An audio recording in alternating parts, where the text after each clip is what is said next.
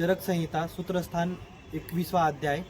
या अध्यायामध्ये आचार्य चरकांनी आपल्या जे निद्रा असते निद्रेचे महत्त्व एक्सप्लेन केले की निद्रा घेतल्यामुळे वेगवेगळ्या आपल्या जीवनामध्ये वेगवेगळ्या आपण जे वेगवेगळ्या गोष्टी करतो किंवा जे कार्य करतो ते कार्य केल्यानंतर आपल्याला जे शरीराची झीज झालेली असते त्या झीजेला भरून काढण्यासाठी काय गोष्टी आवश्यक आहेत काय त्यात सगळं चरकांनी या अध्यायामध्ये एक्सप्लेन केलेलं आहे. तर त्याच्यामध्ये सुरुवातीला आपण बघू शकतो त्रयोस्तंभामध्ये कोणते आहेत आयुष्याचे 3 पिलर्स ऑफ द लाईफ असे पण म्हणू शकतो त्याला आपण. त्याच्यामध्ये येतं फर्स्ट की आहार, निद्रा आणि ब्रह्मचर्य हे 3 प्रमुख गोष्टी येतात. त्याच्यामध्ये आपण खालीलप्रमाणे त्याची माहिती एक्सप्लेन घेऊ शकतो की बाबा आहार म्हणजे काय. आहारामध्ये आपण बघू शकतो की आहारामध्ये माणसानं आहार हे शरीराचं सगळं पुरवठं पोषण करतं की बाबा काय काय लागतं शरीराला न्यूट्रिशन्सची गरज असते ते वेगवेगळ्या न्यूट्रियन्सची पूर्तता आहारा थ्रू होते.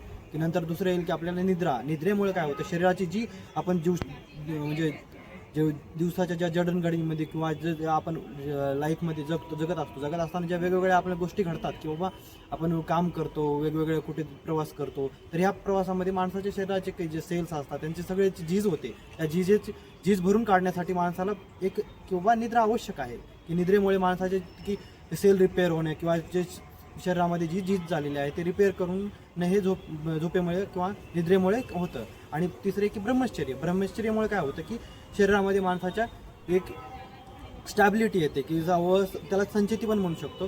हे आपल्या की त्रयोस्तंभामध्ये आचार्य चरकांनी माहिती सांगितलेली आहे. निद्रेचे महत्त्व.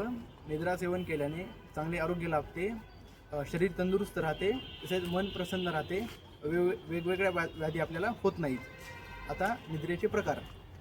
चरकांनी निद्रेचे 6 प्रकार सांगितले आहेत. वाग्भटांनी सुद्धा निद्रेचे 6 प्रकार सांगितले आहेत आणि सुश्रुतांनी निद्रेचे 3 प्रकार सांगितले आहेत. चरकांनी सांगितलेले 6 प्रकार. पहिला प्रकार तमोभवा निद्रा.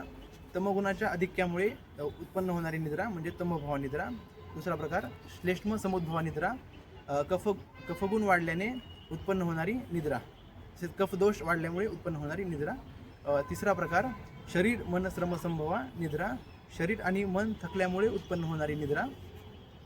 चौथा प्रकार आगंतुकी निद्रा म्हणजे विशिष्ट प्रलेप विशिष्ट औषधाचे सेवन केल्यामुळे तसेच विशिष्ट गंधप्राशन केल्यामुळे उत्पन्न होणारी निद्रा. पाचवा प्रकार व्याध्यानुवर्तिनी निद्रा विशिष्ट व्याधीच्या उपद्रवामुळे उत्पन्न होणारी निद्रा.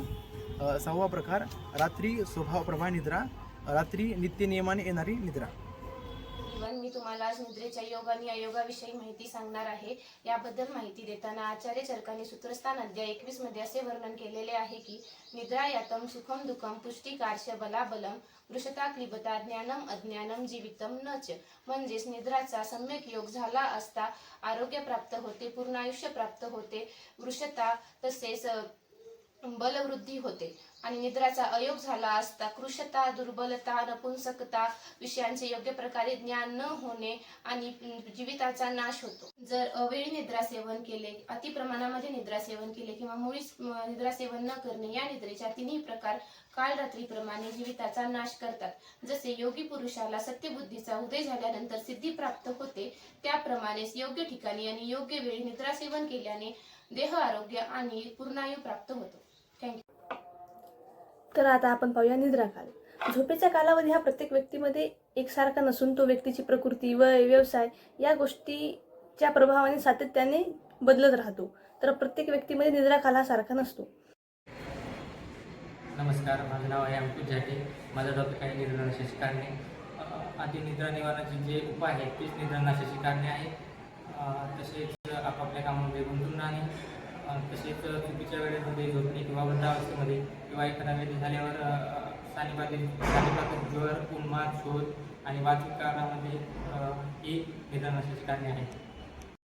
निद्रेचे लाभ. निद्रेच्या सम्यक योगामुळे म्हणजे योग्य प्रमाणात झोप घेतल्यामुळे मन स्थिर राहते, ताणतणाव कमी होतो, रोगप्रतिकार शक्ती वाढते, स्मरणशक्ती वाढते, पचनशक्ती चांगली राहते, शरीर धातूचे व्यवस्थितरित्या पोषण झाल्यामुळे शरीर पुष्ट होते, त्वचा आणि कांती सुधारते आणि आयुष्यवृद्धी होते.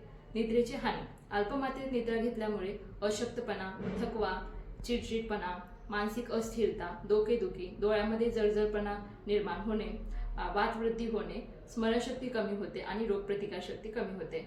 तर अतिमात्रेत निद्रा घेतल्यामुळे आळस, जडपणा, वजन वाढणे आणि कफदोष वाढतो. दिवसा झोपण्याविषयीचे विवरण गायनाने, अध्ययनाने, मद्यपान करण्याने, दीर्घ पल्ल्याचे मार्गक्रमण केल्याने वृद्ध, बालक, स्त्री, तृष्णा अशा व्यक्तींनी सर्व ऋतूत दिवसा झोपले पाहिजे. आणि जे उचकीचे रोगी आहेत, श्वासरोगी आहेत, कृश व्यक्ती आहेत आणि किंवा रात्रीच्या जागरणामुळे जे थकलेली व्यक्ती आहेत आणि ज्यांना दिवसा झोपण्याची सवय साधने आहेत असे व्यक्ती कोणत्याही ऋतूमध्ये दिवसा झोपू शकतात. दिवसा झोपण्याविषयीचे लाभ ज्यांना दिवसा झोपणे उचित आहे त्यांच्यामध्ये धातू साम्यता होते आणि बलवृद्धी होते आणि त्यांच्यामुळे कफाच्या वृद्धीमुळे ते त्यांचे शरीर पुष्ट होते आणि त्यांना स्थिराई प्राप्त होते.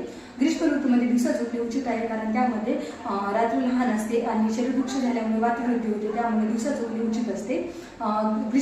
दिवसा झोपण्याविषयीचे निषेध ग्रीष्म ऋतू सोडून इतर कोणत्याही ऋतूमध्ये दिवसा झोपणे उचित नसते कारण त्यामुळे कफ आणि पित्ताची वृद्धी होते. मैं आपको निद्रा लाने के उपाय के बारे में बताने जा रही हूँ. इसमें सबसे पहली बात है कि हमें अपनी दिनचर्या पे ध्यान देना चाहिए. हमें हर रोज़ एक ही समय पे जगना चाहिए और एक ही समय पे सोना चाहिए. इसके अलावा हमें दोपहर में नहीं सोना चाहिए. अगर हो सके तो कभी 20-30 मिनट का हम नैप ले सकते हैं. दूसरी बात है कि हमें अपने खान पान में सुधार लाना चाहिए. जैसे कि हमें रात्रि में हल्का भोजन करना चाहिए, गुनगुने दूध का सेवन करना चाहिए और चाय कॉफ़ी का सेवन नहीं करना चाहिए. और इसके अलावा हम अगर बात करें तो हमें अपने मन को शांत रखना चाहिए.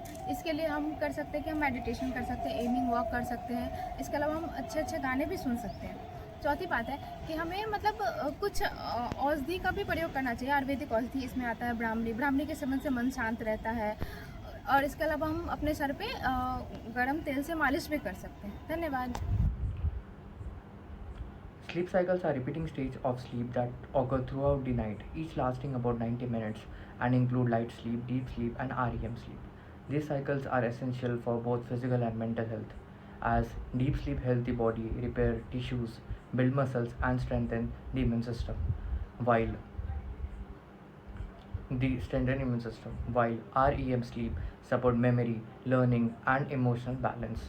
Proper sleeping cycles are regulate hormones, improve concentration, and reduce stress.